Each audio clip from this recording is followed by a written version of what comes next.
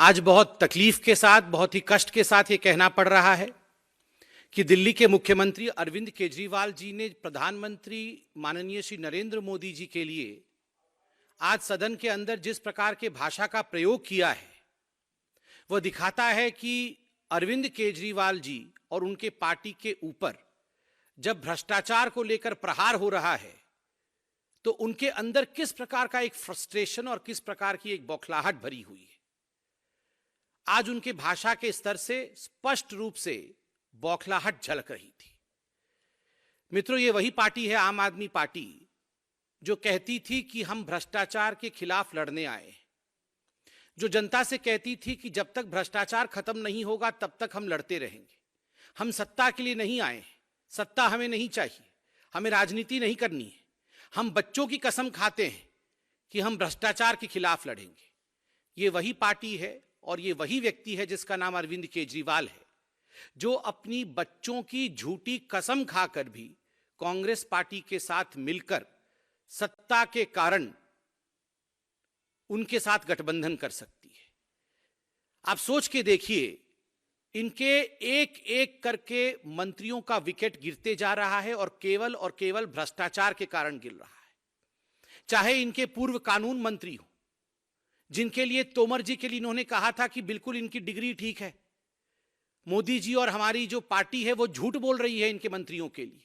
बाद में कोर्ट में जाके दूध का दूध पानी का पानी हुआ और खुद इनके मंत्री जितेंद्र तोमर जी को इनको बर्खास्त करना पड़ा, निकालना पड़ा, क्योंकि वो भ्रष्टाचारी थे। इनके राशन कार्ड वाले मंत्री पकड़े गए थे, उनको भी बर्खास्त करना पड़ा।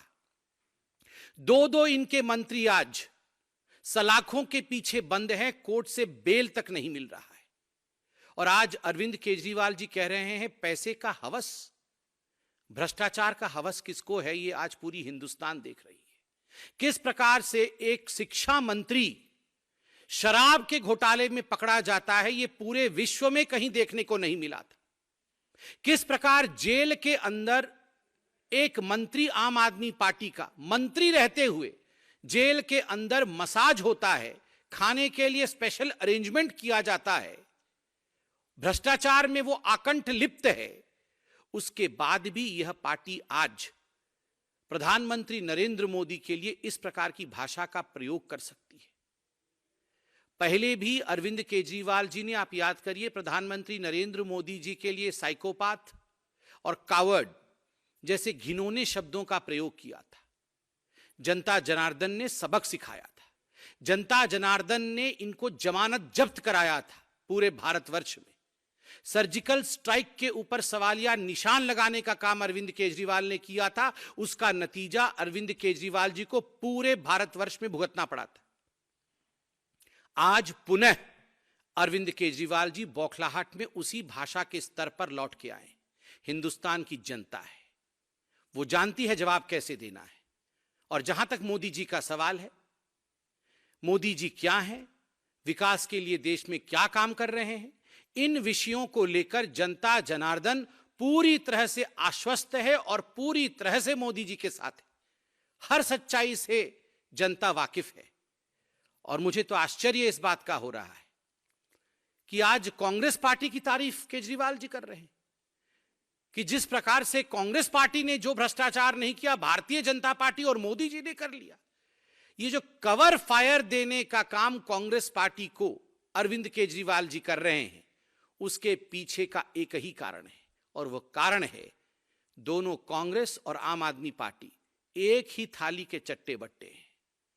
जितने भ्रष्ट कांग्रेस उतनी ही भ्रष्ट आम आदमी पार्टी। भ्रष्टाचार में दोनों के बीच कंपटीशन है। ये वही आम आदमी पार्टी है जिसके अरविंद केजरीवाल एक सूटकेस लेके चलते थे और कहते थे इस सूटकेस के अंदर सारी पोल पट्टी बंद है सारी नेताओं की, मैं खोल दूंगा तो देश के सारे नेता जेल चले जाएंगे, एक एक कांग्रेसी जेल चला जाएगा।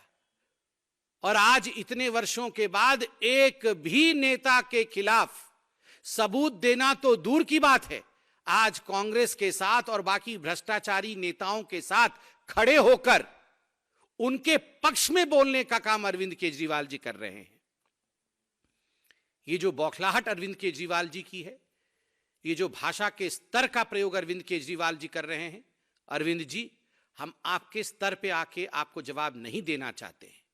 हिंदुस्तान की जनता आपको जवाब देगी और हिंदुस्तान की जनता दिखाएगी कि भ्रष्टाचार के खिलाफ लड़ना कितना अनिवार्य है।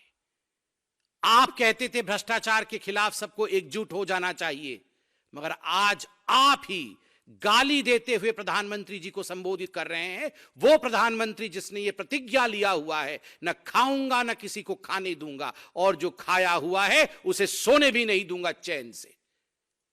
इतने गाली के अलावा मुझे लगता है आपको अपने मंत्रियों के ऊपर, अपने ऊपर भी अंकुश लगाना चाहिए कि आप भ्रष्टाचार के दायरे से बाहर आके विकास के कुछ काम करें। बहुत बहुत धन्यवाद।